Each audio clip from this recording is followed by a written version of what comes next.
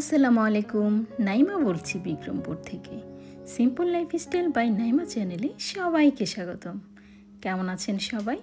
কাছে এবং দূরে, দেশ ও দেশের বাইরে যে যেখান থেকে আমার ভিডিও দেখছেন, আশা করছি সবাই আল্লাহর রহমতে অনেক ভালো আছেন। আমিও আলহামদুলিল্লাহ ভালো আছি।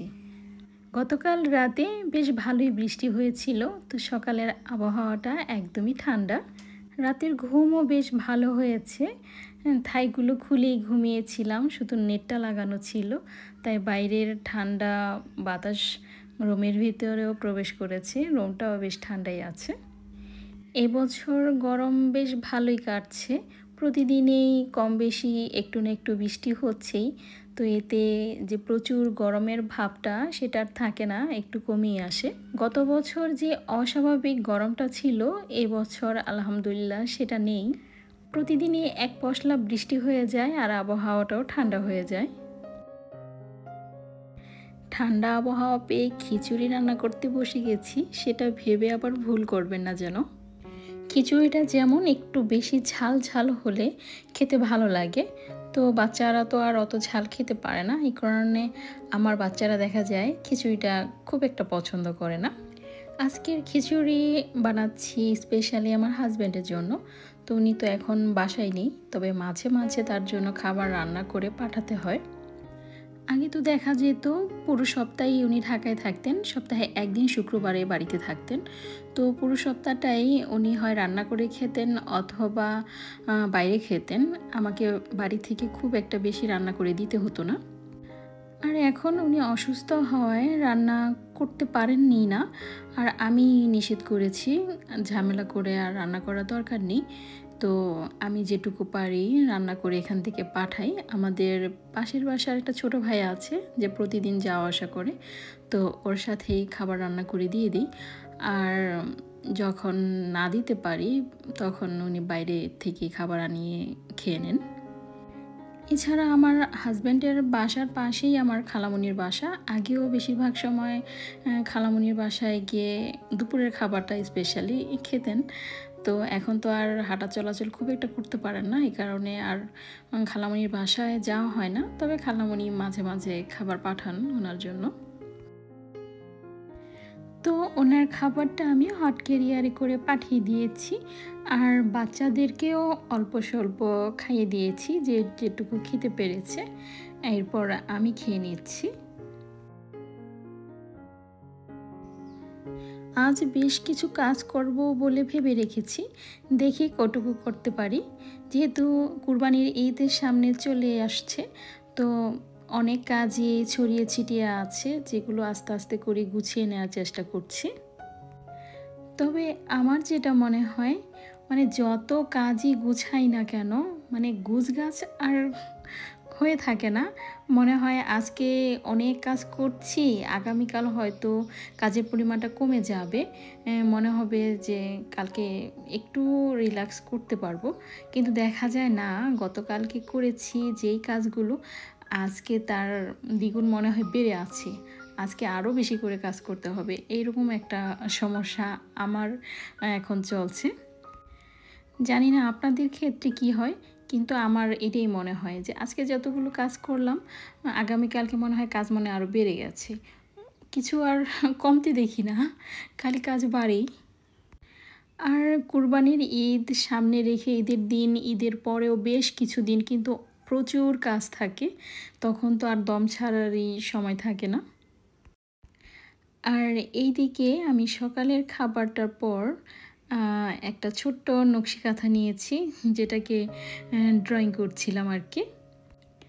হলুদ রঙের কাঁথা আমার বেশ পছন্দের, তাই আমি অনেক কাঁথাই হলুদ রং দিয়ে করেছি। আমি বেশ কিছুদিন ধরে খেয়াল করছি আকাশটা কিন্তু অনেক সুন্দর। সাধারণত শরতের আকাশ বেশি সুন্দর হয়, তবে এখন যে মেঘ আর সূর্যের খেলা, এই আকাশে রোদ ভেসে উঠছে, আবার মেঘে কালো হয়ে যাচ্ছে, সাদা মেঘ ভেসে যাচ্ছে, আবার আকাশটা নীল হয়ে যাচ্ছে, আবার মেঘে কালো হয়ে যাচ্ছে। এইরকমই কিছুক্ষণ পর পর আকাশের রং চেঞ্জ হচ্ছে। এটা দেখতে যে কী ভালো লাগে তা ভাষায় প্রকাশ করার মতো নয়। কথা বলছি আর কাজ করছি। এদিকে আমি আমার সোফাটাতে একটু কাভার দেওয়ার চেষ্টা করেছি। আর এই যে এই পলি ব্যাগ আর এই যে টিস্যু কাপড়ের ব্যাগগুলো আমাকে এত যন্ত্রণা দিচ্ছিল, মানে কোথায় যে রাখবো, কী যে করব, মানে বুঝতেই পারছিলাম না। এগুলোর জন্য রান্নাঘরটা বেশি এলোমেলো হয়ে থেকেছিল।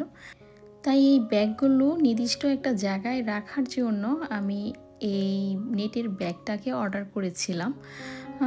দেখতে বেশ ভালোই আর কাজেরও মনে হয়েছে, কিন্তু মানে অনলাইন থেকে কিছু অর্ডার করে আমি কখনোই জিততে পারি না। তো এখনও কেন যেন মনে হচ্ছে কিছু জিনিস অর্ডার করেছি, বাট আমি মনে হয় জিততে পারিনি, আমি একটু লসেই আছি। তো যাই হোক, সবসময় যে সব কিছু লাভজনক হবে এমন কোনো কথা নেই। কিছু কিছু জিনিস মানে একটু লসে হলেও যদি কাজের হয় তাহলে ভালোই হয়।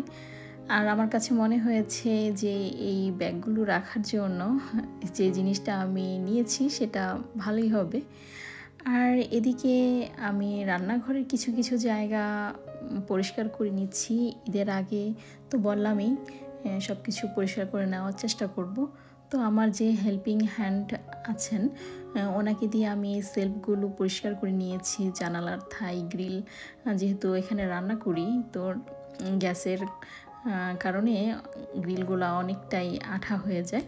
তো কিছুদিন পর পর এগুলো অবশ্যই ক্লিন করতে হয়। উনি ক্লিন করে যাওয়ার পরেও যেখানে যেখানে মানে আরেকটু পরিষ্কার করার দরকার আছে ভেবেছি, সেই জায়গাগুলো আমিও আবার পরিষ্কার করে নিয়েছি। আর এই কন্টেনারগুলো খালি ছিল, এগুলোও আমি পরিষ্কার করে নিয়েছিলাম। তারপর ভালোভাবে মুছে এগুলোর মধ্যে যা যা রাখার রাখছি আপাতত। আমার কিছু কন্টেনার খালিও রেখেছি, যখন পরবর্তীতে ঈদের বাজার আসবে বা অন্য কিছু কেনাকাটা হবে তখন সেগুলো রাখবো। আমার রান্নাঘরে জায়গা তো খুবই কম, তার মধ্যে আবার ফ্রিজ রেখেছি। এই কারণে রান্নাঘরটা একেবারেই ছোট হয়ে গেছে। তাই এই জানালাটা আমার যেহেতু খুব একটা কাজে আসে না, একদম চুলার অপর পাশে, খুব একটা আলো চুলা পর্যন্ত পৌঁছায় না এই জানালা দিয়ে। তাই আমি এই জানালাটার মধ্যে এভাবে গ্লাস দিয়ে সেলফ বানিয়ে নিয়েছি, যেন কিছু কিছু জিনিস এখানে রাখা যায়। এরপর আমি আমার রান্নাঘরের এই যে কিচেন ক্যাবিনেটের নিচের পার্টটা একটু পরিষ্কার করে নিচ্ছি। এখানে তেলাপোকার টেন্ডেন্সিটা একটু বেশি, তেলাপোকা এই জায়গাটাতে একটু বেশি হয়। তো সবসময় আমি তেলাপোকার ঔষধ এখানে দিয়ে রাখি আর কিছুদিন পর পর এই জায়গাটা ক্লিন করি। তো আগেও তেলাপোকার ওষুধ দেওয়া ছিল আর সেটা মুছে নিয়ে এখন আবার নতুন করে ওষুধ ছিটিয়ে দিলাম। আর এই যে ঝুড়িগুলা যেগুলাকে অর্গানাইজারও বলা হয়, তো এখানে আমি বেশ কিছু রান্নাঘরের জিনিসপত্র রেখেছি। যখন এরকম এক্সট্রা বাজার আসে, অর্থাৎ বেশি পরিমাণে নুডলস অথবা আটা, ময়দা, চিনির প্যাকেট, পোড়া চালের প্যাকেট, তখন আমি এই ঝুড়িগুলোর মধ্যে রাখি। আবার আলু, পেঁয়াজ এগুলোও রাখি। তো এইভাবেই এগুলো আমি ক্লিন করে এখানে রেখে দিলাম। আর এই যে বক্সগুলো দেখছেন, এগুলোর সাইজে মোটামুটি অনেক কিছুই রাখা যায়। এখানে চিনিও রাখি, লবণ, মোটা লবণ, চিকন লবণ, শুকনা মরিচ, যখন যেটা আর কি প্রয়োজন হয়। সবসময় যে একই জিনিস রাখি তা না।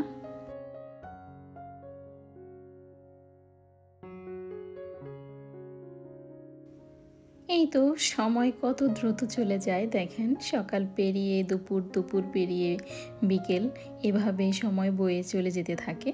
তো সংসারের মোটামুটি অনেক কাজই করেছি আর ঘরদোর পরিষ্কার করে ফেলেছি অফ ক্যামেরায়, সেটা আজ আর নাই দেখালাম।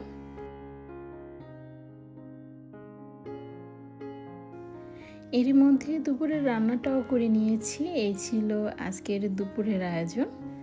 তো যেটা বলছিলাম, সময় আসলে অনেক দ্রুত চলে যায়। কত কিছুতেই মন স্থির করি যে আজ এইটা করব, ওইটা করব, অনেকগুলো কাজের রুটিন সিরিয়ালে দিয়ে ফেলি। বাট সময় এত তাড়াতাড়ি চলে যায় যে অর্ধেকটা কাজও শেষ করতে পারি না। হয়তো আমার সাথে এই রকমটা হয় কারণ আমি কাজে একটু স্লো। অনেকেই আছে খুব তাড়াতাড়ি কাজ করে ফেলতে পারেন, তো তারা হয়তো তাদের রুটিন অনুযায়ী সব কাজ শেষ করতে পারেন, কিন্তু আমি পারি না।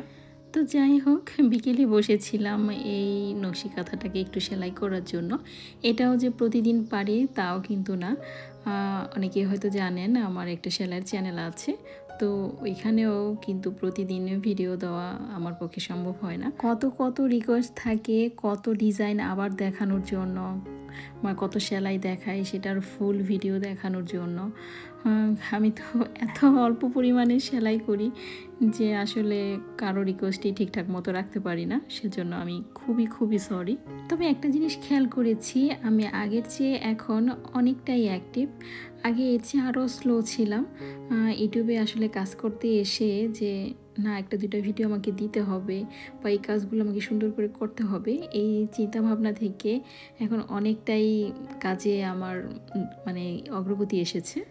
তবে টার্গেটটা এখনও আমি স্থির করতে পারিনি। টার্গেটের প্রতি যখন আমার মন স্থির হবে তখন আমি আরও অগ্রগতি করতে পারবো, এটা আমার বিশ্বাস।